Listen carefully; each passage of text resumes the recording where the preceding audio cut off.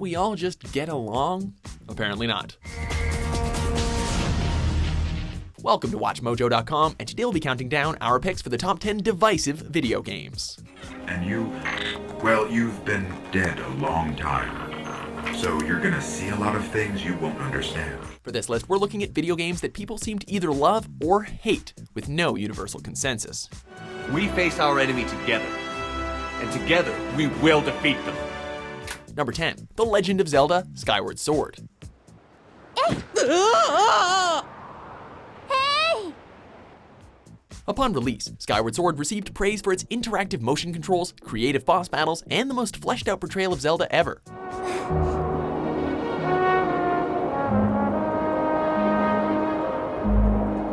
Where some saw Skyward Sword as the best Zelda game since Ocarina of Time, others thought it was the franchise's most uneven entry since The Adventure of Link. The naysayers felt that the motion controls were more frustrating than engaging, a few of the bosses became repetitive, and Fi had somehow managed to be even more annoying than Navi. Even if Skyward Sword isn't everyone's personal favorite Zelda title, most gamers were simply happy to be back in Hyrule, which undeniably looks phenomenal here. Number 9, Batman: Arkham Knight. Where Batman Arkham City is the Dark Knight of superhero games, Batman Arkham Knight is more along the lines of Dark Knight Rises, which people either view as an epic finale or an unsatisfying letdown. So you came back to die with your city. The easiest thing to criticize in Arkham Knight is its PC version, which was released as an unoptimized mess. Call off your men, Jim. Golf Oscar 5-6, this is Commissioner Gordon. However, even if you bought a console version, naysayers would argue that the Batmobile overstayed its welcome and the boss fights were uninspired. Since the formula wasn't broken, however, many saw this as a fine way to close out the trilogy. Number 8, Sonic Adventure. Despite being hit back in 1999, some would argue that Sonic Adventure hasn't aged especially well. Oh yeah! This is happening! In retrospect, the story doesn't make much sense, the camera can be pretty glitchy, and the character animations range from laughable to downright awful. Oh, and do we even need to discuss the waste of space that is Big the Cat?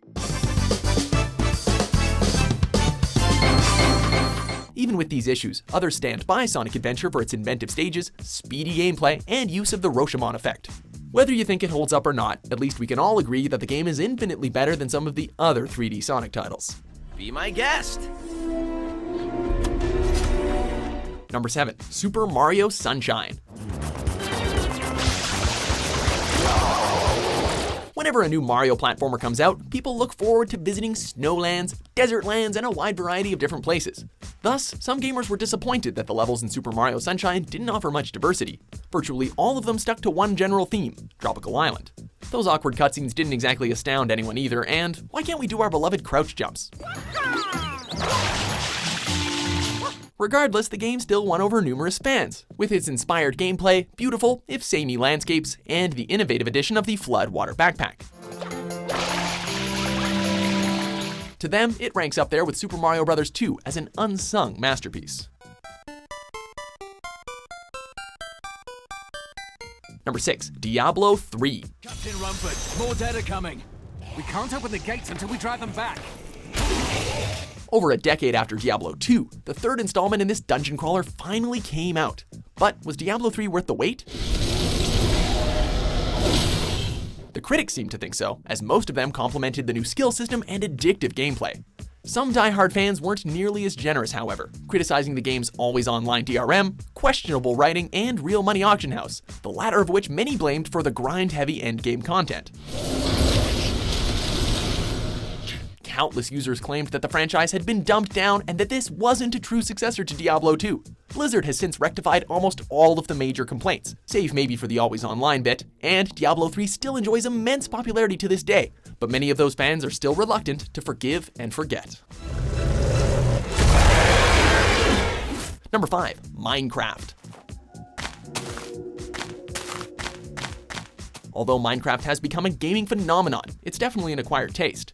If you're an imaginative individual who loves building and exploring, chances are you've sunk countless hours into this sandbox experience. Since the game doesn't have a clear objective and possesses a simple, blocky appearance though, it's easy to see why some people just don't understand the appeal and are turned off by the craze that's sweeping the YouTube community. Minecraft requires a lot of patience and even more creativity, but if you have the right tools, be prepared to lose yourself in this virtual Lego world. Number 4, Gone Home. That's pretty intimate, right? It felt intimate. One of the best reviewed games of 2013, Gone Home was hailed for its multi-layered narrative and realistic environment.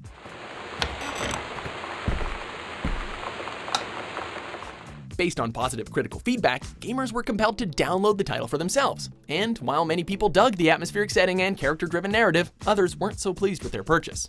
Angry customers have complained that the game costs roughly $20 when it only has a couple of hours worth of content. Many also felt that critics had inflated their review scores simply because of the progressive themes the indie title explored. However, the majority of complaints came from people that thought it was just kinda boring or felt that the story didn't have a lot of narrative payoff when it was all said and done. Either way, it definitely got people talking. I would follow her anywhere, Katie. But I can't. Where she's going. Number 3, Mass Effect 3.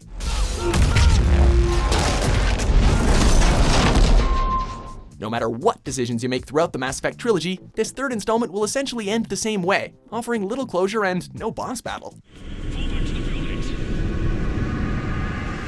The fact that Mass Effect 3 was Commander Shepard's last voyage only made this exponentially more frustrating for loyal fans. Nevertheless, people would argue that the rest of the game is actually pretty damn amazing, overflowing with awesome action, rich storylines, and emotional character moments.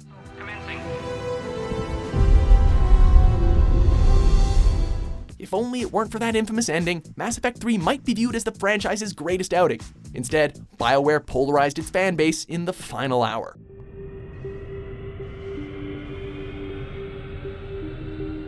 Number 2, Destiny. We called it The Traveler, and its arrival changed us forever. One of the most anticipated games of our current console generation, Bungie's Destiny looked like it was going to revolutionize the first-person shooter genre, just like they did with Halo. So, did Destiny live up to the immeasurable hype? I could tell you of the power of the darkness. Well, the game became the biggest new franchise launch ever at the time, and players have racked up hundreds of hours of playtime. So, obviously Bungie did something right.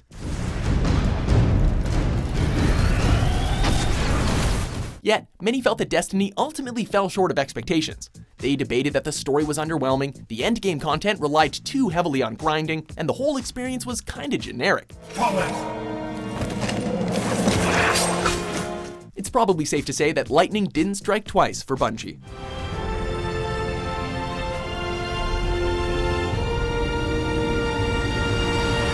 Before we get to our top pick, here are a few honorable mentions.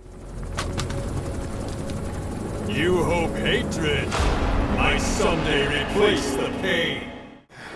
Jason! Jason!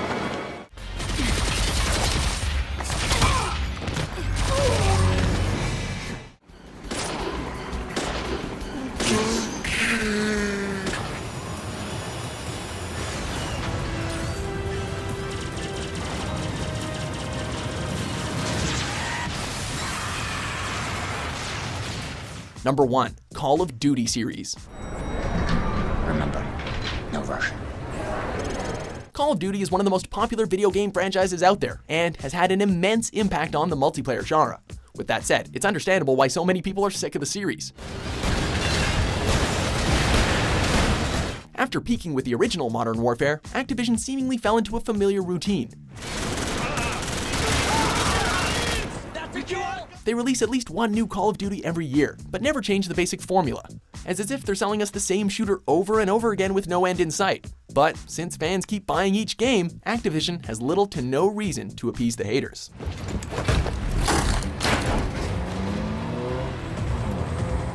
Do you agree with our list? What were you saying before? What other video games split people down the middle?